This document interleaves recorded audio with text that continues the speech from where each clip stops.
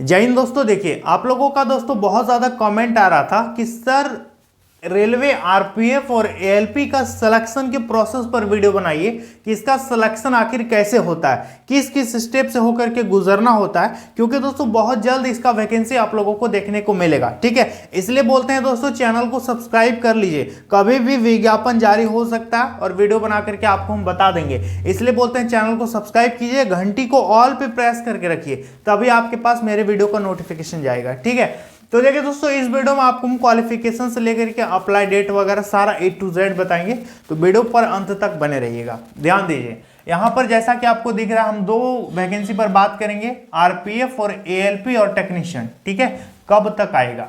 सबसे पहले योग्यता देख लो, जब भी वैकेंसी आएगा ना इस पे क्या क्या योग्यता मांगता है, कौन कौन विद्यार्थी अभी से इसका तैयारी करेंगे।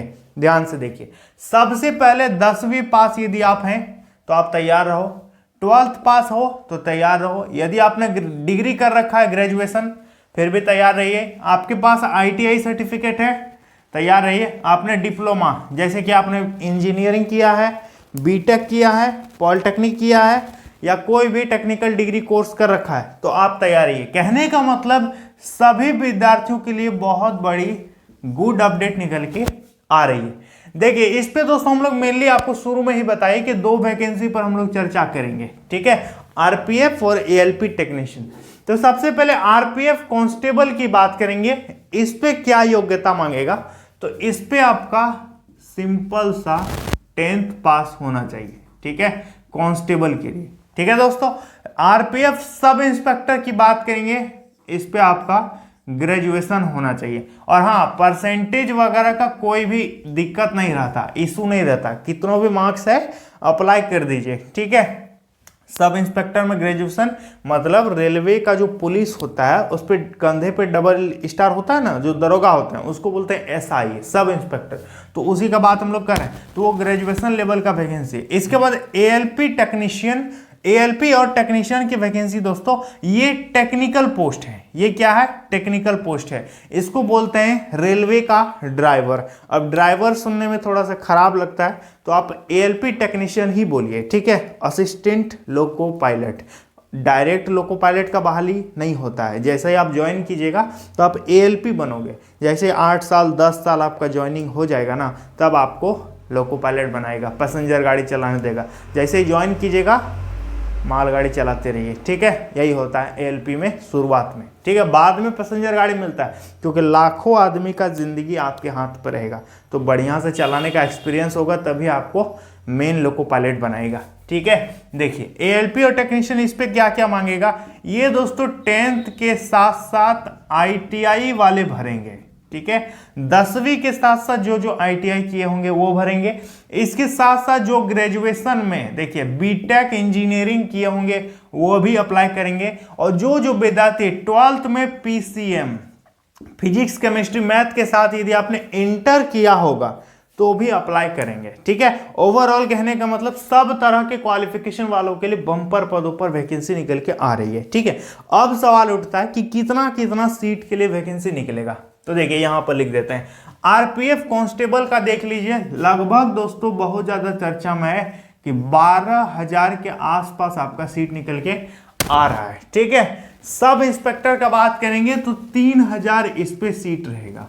ठीक है, तो टोटल कितना हो गया, 15,000 के आसपास आपका आरपीएफ वैकेंसी देगा दोनों ठो मिला के। ठीक है, और एएलपी और टेक्नीशियन मिला के दोस्तों आपका 60,000 के आसपास आपका सीट है एएलपी और टेक्नीशियन। ठीक है, 45 और 15 इस तरह चर्चा में है, तो इतना सीट निकल के आ रहा है। सबको यदि जोड़ देंगे दोस्तों तो 75 से 80,000 के बीच आपका वैकेंसी फिलहाल निकलने वाला है, और यही वैकेंसी रेलवे में सबसे पहले जारी होगा, आरपीएफ और एएलपी टेक्नीशियन। समझ में आ गया। अब देखिए यहां पर अप्लाई करने में कोई बड़ा पैसा नहीं लगेगा, जनरल ओबीसी ईडब्ल्यूएस 500 रुपये पैसा लगेगा, जो कि बाद में एग्जाम में बैठिएगा तो वापस भी मिल जाता है, तो बढ़िया बात है। देखिए एससी एसटी और फीमेल का 250 रुपये पैसा लगेगा। ठीक है, बाकी का दोस्तों यहां पर लिख दिया हम। एज लिमिट दोस्तों बात करेंगे, एज कब से गिनेगा, तो देखिए अधिकतम संभावना है कि एज में आपको एक्स्ट्रा रिलैक्सेशन भी देखने को मिलेगा, क्योंकि वैकेंसी बहुत दिन बाद आ रही है, तो एज में एक्स्ट्रा छूट आपको देखने को मिल सकता है। ठीक है, एज कब से काउंट करेगा ये दोस्तों विज्ञापन आने के बाद ही पता चलेगा, समझ में आ गया, लेकिन आपका एज एक्स्ट्रा मिलेगा ये तो लग रहा है। देखिए इस पे जनरल का दोस्तों यदि कम से कम 18 साल है तो आप किसी भी फॉर्म के लिए एलिजिबल हो। ठीक है, सिर्फ सब इंस्पेक्टर वाला नहीं भर पाओगे, इसमें कम से कम 20 साल उम्र मांगेगा। कितना मांगेगा? 20 साल। बाकी कांस्टेबल वाला में कम से कम 18 साल मांगेगा। ठीक है, दरोगा का उम्र ही मांगता है कम से कम 20 साल, अधिक से अधिक 25 साल, 27 साल, 30 साल, प्लस में रिलैक्सेशन ओबीसी को 3 साल और 5 साल का छूट मिलेगा, और सरकार की तरफ से एक्स्ट्रा एज में रिलैक्सेशन भी देने की संभावना है। ठीक है, अब देखो क्या होता है, मिलना तो चाहिए एक्स्ट्रा एज में रिलैक्सेशन, क्योंकि कोविड के बाद दोस्तों आप देख ही रहे हो। ठीक है, रिलैक्सेशन ओबीसी 3 साल, SC/ST 5 साल। फिजिकल किसमें होगा, फिजिकल किसमें नहीं होगा, सबसे जरूरी बात यहां पर दोस्तों आरपीएफ का जो भी पोस्ट है, भले वो कांस्टेबल हो या फिर सब इंस्पेक्टर हो, इन दोनों में फिजिकल है। ठीक है, और बाकी एएलपी और टेक्नीशियन इस पे आपका फिजिकल नहीं है, इस पे आपका साइको टेस्ट होगा। ठीक है, इस पे क्या होगा, साइको टेस्ट आपका लिया जाएगा। अब देखिए दोस्तों आरपीएफ का प्रोसेस क्या है। आरपीएफ में सिलेक्शन लेने का प्रोसेस है, इस पे आपका सीबीटी एग्जाम पहले परीक्षा होगा। दूसरा प्रोसेस है, जो विद्यार्थी परीक्षा में पास कर जाएंगे यहां पर एक कट ऑफ बनेगा, इसके बाद वो पहुंच जाएंगे फिजिकल में। ठीक है, फिजिकल में यदि आप पास कर जाइएगा तो आपका मेडिकल होगा, और मेडिकल यदि क्लियर हो गया तो फिर आपका डीवी वगैरह होगा, और फिर आपका ज्वाइनिंग हो जाएगा, ज्वाइनिंग लेटर घर आ जाएगा। ठीक है, तो ये इसका मेनली प्रोसेस है आरपीएफ का, दोनों का, कांस्टेबल का भी और ये क्या बोलते हैं दरोगा का भी, तो दोनों का यही प्रोसेस है। एएलपी और टेक्नीशियन का प्रोसेस समझ लीजिए। देखिए इस पे सीबीटी 1 एग्जाम होगा। ठीक है, इसका कट ऑफ बनेगा, समझ में आ गया, और जो इसका कट ऑफ क्लियर करेगा वो पहुंच जाएगा सीबीटी 2 में। ठीक है, दोनों सीबीटी मोड में आपका एग्जाम होगा। और तीसरा स्टेप है दोस्तों साइको टेस्ट आपका होगा, और एक नॉर्मल सा मेडिकल होगा, और डीवी तो होगा ही, सब वैकेंसी में डीवी होता है। डीवी मतलब डॉक्यूमेंट वेरिफिकेशन, बिना कागज पत्र चेक किए हुए आपको नौकरी कैसे मिलेगा, तो डीवी तो होगा ही, तो आपका फिर फाइनल ज्वाइनिंग इस पे हो जाएगा। ठीक है, तो यही मेनली प्रोसेस रहता है।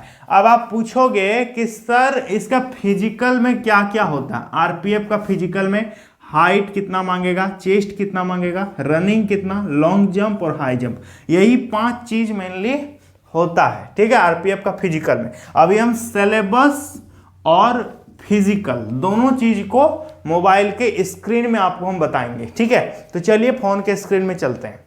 तो देखिए दोस्तों हम लोग आ चुके हैं फोन के स्क्रीन में। अभी हम लोग सबसे पहले देखेंगे हाइट और चेस्ट के बारे में। ठीक है, तो यहाँ पर देख सकते हैं कि यूआर यानी जनरल और ओबीसी का जो है सभी पुरुषों का हाइट कम से कम 165 सेंटीमीटर होना चाहिए। ठीक है, और सभी महिलाओं का हाइट 157 सेंटीमीटर होना चाहिए, और 80 से 85 सेंटीमीटर तक चेस्ट का जरूरत है। ठीक है, चेस्ट केवल पुरुषों का मेजर होता है, समझ में आ गया। अब बात करेंगे जो विद्यार्थी SC/ST कैटेगरी से उनका क्या, तो 160 सेंटीमीटर इनको हाइट का जरूरत है, महिलाओं का 152 सेंटीमीटर, और 76.2 से लेकर के 81.2 तक आपका चेस्ट का जरूरत यहाँ पर होता है।